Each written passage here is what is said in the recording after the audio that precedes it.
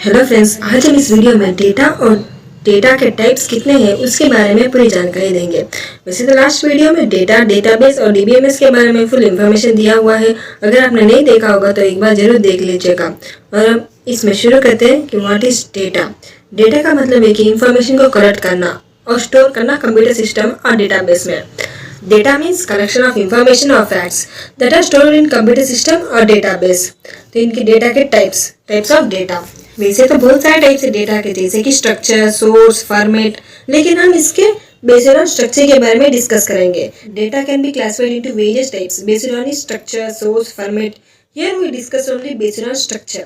तो here have three types of structure: structured data, unstructured data and semi-structured data. So we discuss about structured data. Structured data ये highly organized and formatted data है, जिससे इसे हम आसानी से search और एनालाइज किया जा सकता है।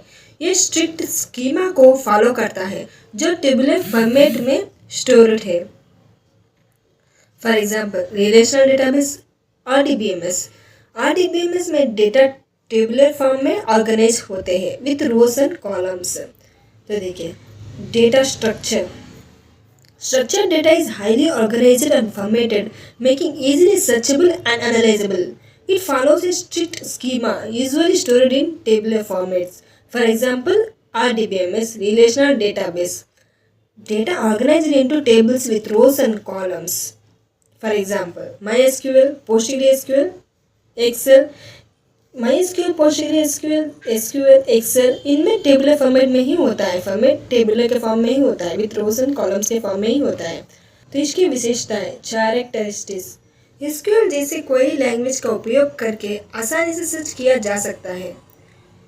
ईच कॉलम के लिए डेटा टाइप्स होना जरूरी है।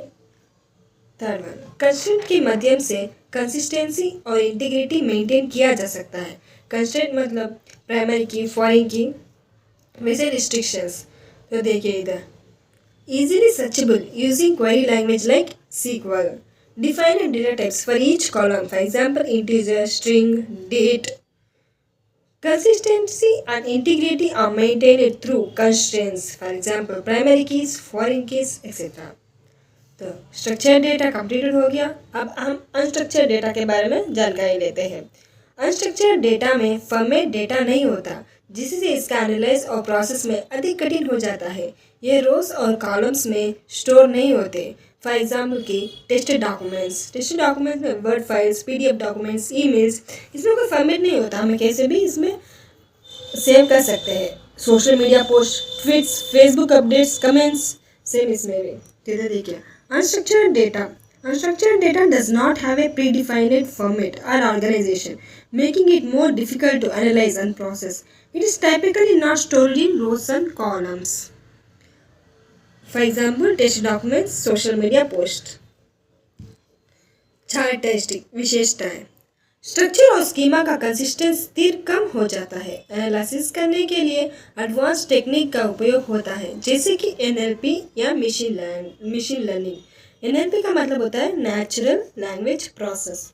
थर्ड वन है ट्रेडिशनल डेटाबेस के बजाय डेटा लैक्स और ऑब्जेक्ट स्टोरेज सिस्टम में स्टोर्ड होते हैं। तो देखिए लैक्स ए कंसिस्टेंट स्ट्रक्चर और schema, requires advanced processing techniques for analysis such as NLP or machine learning, often stored in data lakes or object storage system rather than traditional database. Now we are discussing about semi-structured data. इसमें कुछ organisational properties होते हैं, लेकिन यह कठोर योजना के अनुरूप नहीं होता है।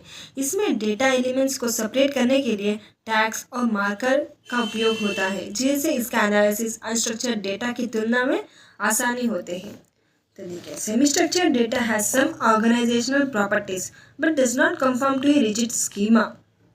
It contains tags or marker that separate data elements, making it easier to analyze than structured data. For example, XML files use tags to define the structured data.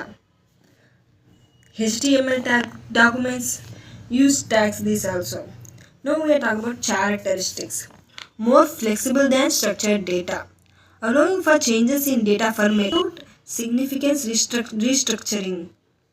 Often used in web service, APIs, and data interchange between applications. तो आज हम basic structure के बारे में complete कर चुके हैं। तो यही था। आपको ये वीडियो अच्छा लगे तो प्लीज़ लाइक, शेयर और सब्सक्राइब करना मत भूलिएगा। New way to learn channel को सब्सक्राइब करना मत भूलिएगा। And thanks for watching.